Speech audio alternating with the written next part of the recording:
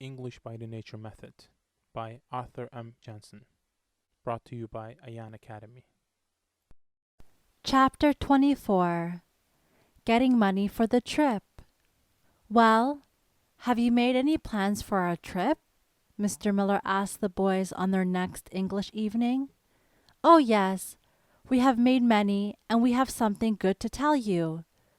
Wood's manager will let him have 2 weeks' holidays this summer. We have been thinking of how much the trip will cost, and we have also asked about the tickets.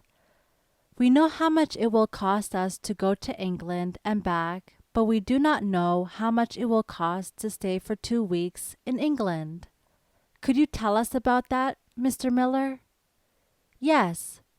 2 weeks in London at a hotel that is both good and cheap will cost about £15 for each.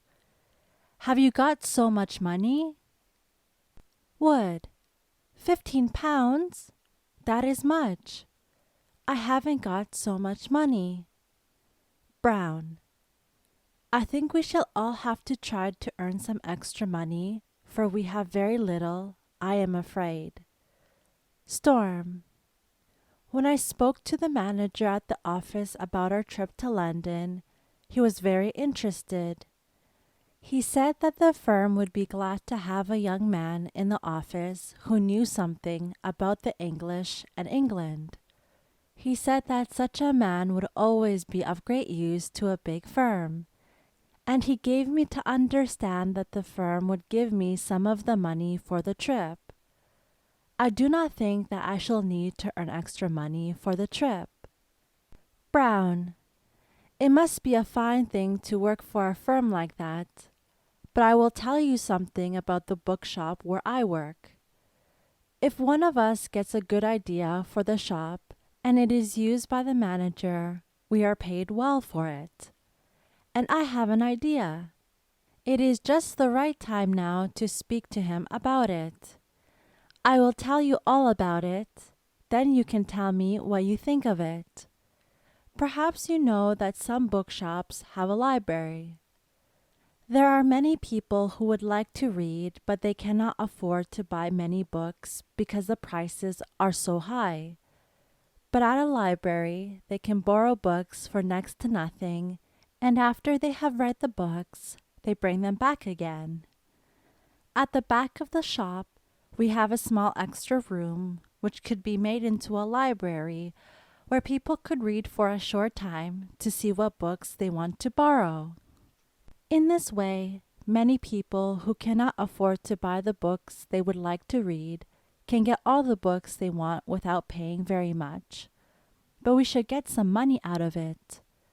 Besides, when people come in to borrow books, they would also see all the other things we have in the shop, so that perhaps we could sell them some of these things too.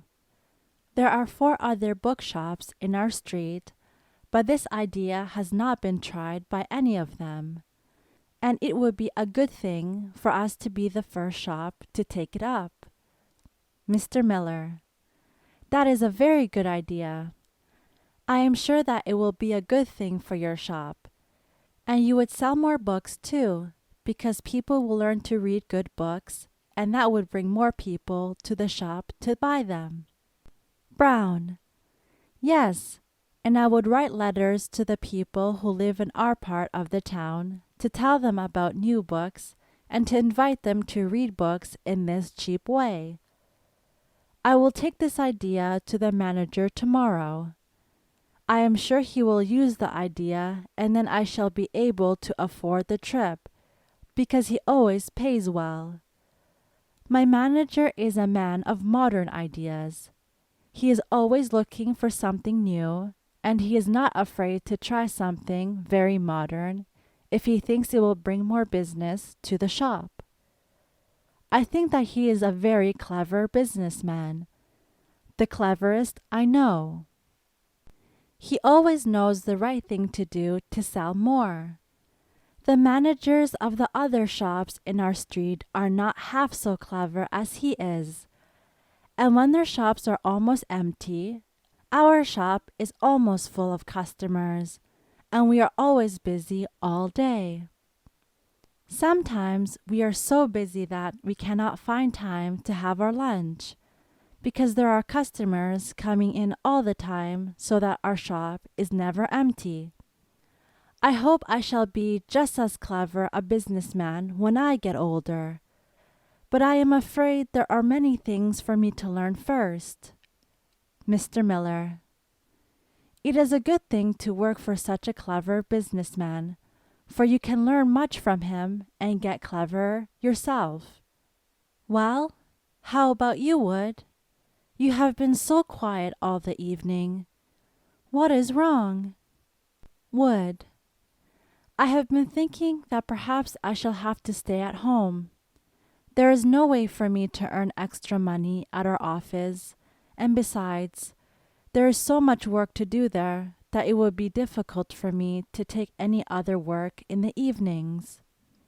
I don't know how to get the money. I don't like to borrow it because my salary is not very high and it would be difficult for me when the money had to be paid back. I think my salary is too low for all the work I do. Brown: Why don't you ask your manager for a raise of salary then? Oh, I couldn't do that. I haven't been there for a year yet, and besides, I have just asked him for longer holidays. Brown: You can at least try. If you cannot earn the money you need in some other way, you must try. Go to him tomorrow and ask for a raise. Tell him how much work you do and what you are going to spend the money on. Wood: Well, I don't like to ask for a raise, but I will try. If I can't earn a higher salary, I don't see where I shall get the money from. I am not full of ideas like Brown. My head is empty. Mr. Miller: Don't let us talk any more of it tonight.